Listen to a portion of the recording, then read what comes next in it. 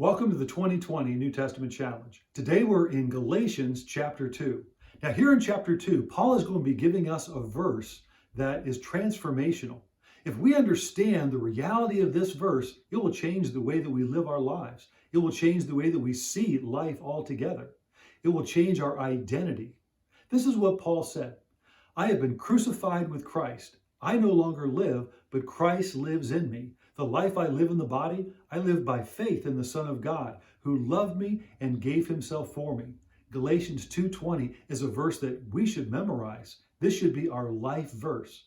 Because here, Paul is saying that we have a brand new perspective as believers. We have a brand new life as Christians. We have a brand new purpose in God. What is it? Our new perspective is that we are dead, that we have died to ourselves and we're living for God. Paul said, I have been crucified with Christ. So many people in the church struggle with their Christian life because they've not been able to say, along with Paul, I have been crucified with Christ.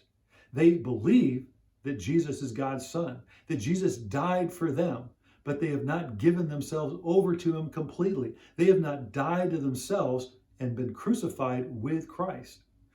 So many times they want to have one foot in the world and one foot in the church. You can't do that and be crucified.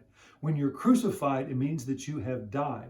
Paul said, I have been crucified with Christ, and I no longer live, but Christ lives in me.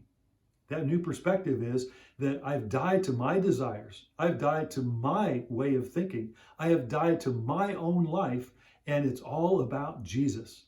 I have died to myself so that he might live in me. Now we have a brand new life where Jesus is in control. I'm not in control. Jesus is in control. I no longer live, but Christ lives in me. It's his life. It's not mine that I'm living at this very moment. Because I have died to myself, I'm wanting Jesus to have his life expressed through mine. And then a brand new purpose. I live by faith. Faith in the Son of God who loved me and gave himself for me. If you were to take a look at this verse backwards, here's what Paul is saying, that Jesus gave himself up for me. He left heaven and he became a man, all for me and all for you, so that he would take our place, that he would carry our sin upon himself, die in our place so that we could be forgiven. He gave himself up for us. Why did he do that? Because it says here that he loved us. He loved us so much that he was willing to go to great lengths so that we could be forgiven and set free, so that we could be adopted as sons and daughters, so that we could have a heavenly Father, so we could have a brand new life in him, so that his Spirit would be now inside of us. That's what Jesus did. He did it because he loved us.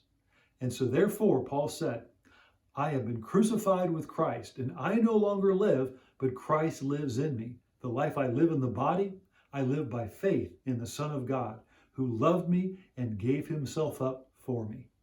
Thank you for joining the 2020 New Testament Challenge.